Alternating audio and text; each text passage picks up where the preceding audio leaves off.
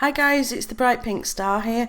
I thought I'd do a video on Pokemon Go because I've been playing this like crazy ever since downloaded it a couple of weeks ago. So if you haven't heard of Pokemon Go, where have you been? It's been all over the news. I wouldn't say everybody's playing it, but there's a hell of a lot of people playing it and having fun. So I thought I'd make this video as a bit of a beginner's guide if you haven't downloaded it yet and you want to know what it's about, or even if you're a parent and you've got a kid that's going out catching Pokemon and you're wondering what on earth they're doing. So I just thought I'd do a bit of a beginner's guide on that.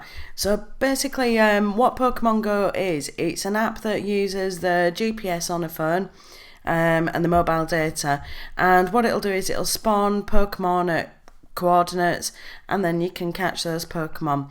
And there's also uses landmarks in the real world to be sort of landmarks in the actual game. So we'll take a look at it first of all. So as Pokemon Go requires you to be looking at your screen quite a lot, looking for Pokemon, a lot of people are wandering around and not really looking where they're going. So you don't need to look at the phone all the time. Do make sure you're not walking into people, not walking into objects, out in front of cars, that kind of thing. So obviously be careful. So when you first download the game, you start off with Professor Willow from Pokemon, and he asks you basically if you're going to go and help him catch these Pokemon, which obviously you are. The next step, you can choose how you're going to look in game. So this sort of avatar, it's going to be your Pokemon trainer in the game, so it's kind of you. So you can make it look like yourself if you want. This isn't really what I look like, but you can just choose something completely different. Just have fun. It's just really going to be an avatar in the game, so it doesn't matter too much. But if you do choose something wacky that you don't like, you can't change it later on, so obviously do keep that in mind. When you first do get into the game, you'll get a choice of 3 Pokemon to catch. So I think that's Bulbasaur, Squirtle and Charmander. But there is a neat little hack. If you do want Pikachu, what you need to do is walk away from these 3 Pokemon, and then until they disappear, and then they'll respawn. And after about the 4th time of doing that, you'll also get Pikachu with them, and then you can pick Pikachu instead of one of the ones that you've got a choice of. I actually didn't know that when I started, so and you can't go back to that. So I think I've got Charmander, but I did hatch Pikachu from an egg later on. So let's have a look at some of the interface. Down the bottom right, it shows you the Pokemon that are nearby, although the footsteps aren't accurate at the moment. There's a bit of a glitch with that. If I tap on the middle, I can have a look at what Pokemon I've already caught. You can sort them by various things like your favourites and the number, the name, etc. You can also see what eggs you've got incubating and what eggs you've collected. If we go on to that again, you can see what items you've got in your bag, so that'll be like your Pokeballs, potions, that sort of thing. And also you can go to the shop where they can make lots of money out of you by buying various things. Your Pokedex shows all the Pokemon that you've seen and which ones you've caught. So you can see it's just a list there of all your Pokemon. And you can go into your profile, you can see what badges you've collected, what achievements you've done. And you can also see in your journal what you've caught recently. It just shows it by time there if you want to know how many Pokemon you've caught in the last hour or something like that. Okay, so let's talk about Pokestops. What a Pokestop is it's a location in the game. So you can see here, when you get to it, you can just spin it and then you'll get things like balls, potions, that sort of thing. But you've got to be close to them. So when they get a circle like that at the top, they're active and you can spin them. But when they've got like the diamond square thing that you can see in the background, they're not active then, so you have got to be close to them. You can go and use them every 5 minutes.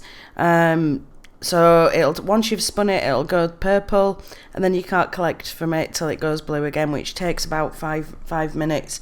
But really, they're essential to the game because if you don't go and collect from Pokestops, you're gonna run out of Pokeballs pretty quickly. So I have to keep visiting them in town.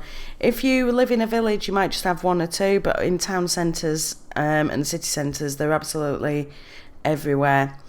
What you can also get with Pokestops is people will put what they call lure modules on them. So if you see this one here, it's got little pink petals falling off. And what that means is it'll attract Pokemon to that Pokestop. And all players can benefit that. So if I went over to that Pokestop with the lure module on, there's going to be more Pokemon there, so I can benefit from that. And a lure module is available when you level up or from the shop, and they last 30 minutes on that as well.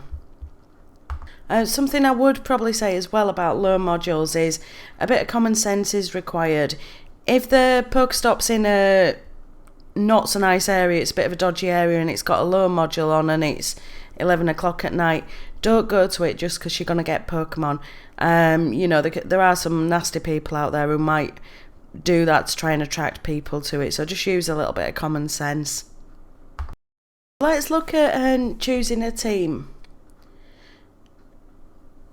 So when you're level 5, you can go to a gym and you can pick what team you're going to be in.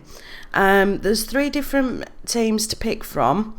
The first one is the yellow team, which is Team Instinct. And the leader of Team Instinct is Spark. And Team Instinct are all about intuition, that sort of thing. To catch Pokemon. The next team is the blue team, which is led by Blanche, and that's Team Mystic, and they're interested in why Pokemon evolve.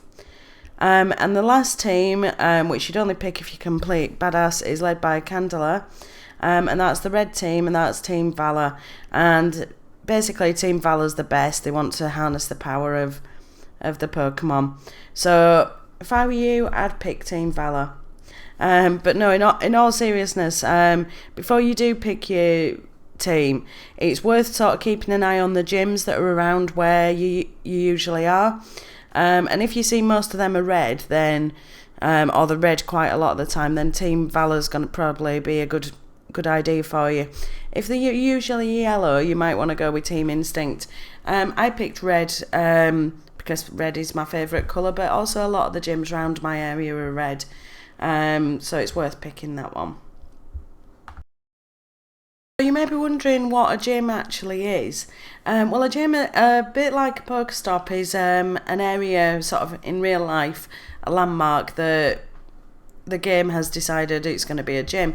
So you can see in the background, you can see some of the Pokestops, but you can also see these taller kind of structures which are gyms, and at the moment a lot of them in my area are blue. Unfortunately, the red have been kicked out. So if the gym's the same team as you, what you can do is you can go and train there and increase the prestige of that gym. So this gym's level 1, you can see it's got 1,600 of 2,000. So that means the blue team need to go and attack that gym and train there to increase the prestige past 2,000. Then the gym will level up to level 2 and you can put another Pokemon in to defend it. At the moment, this player, Gold Spinky, has got a Hypno in there, which is 950 defending that gym on his own. So he probably ain't going to be there for very, very long. If you find a gym which is a different team to you, what you can do is you can go and battle that gym and then try and take it over for your team. So what you can do is you can either use Pokemon that have different abilities to the one that's the ones that are defending, or you might have one that's stronger, so you can just go and attack that gym. But what I'll do is I'll do some another video and I'll show you gym battles in a bit more detail. Another thing with gyms as well is they're the only place where you can earn coins in the game. So if you don't want to spend coins to get items, gyms are the only place you can do it. And for every sort of however long you're in the gym, you do earn some coins, which you can only claim back, I think, about once a day. But once you've claimed those back, you can't claim them again. But if you do get kicked out of the gym, you do lose your coins. I think I've only been able to get like 20 coins out of gyms, so not very profitable, to be honest. Thanks for watching the video. As you know, I usually do Clash of Clans videos, but I am going to be doing some more Pokemon Go as well. But I will continue to do Clash of Clans, so if you have got any thoughts on that, please leave them in the comments section. Otherwise, I'll see you in the next video. Thanks, bye for now.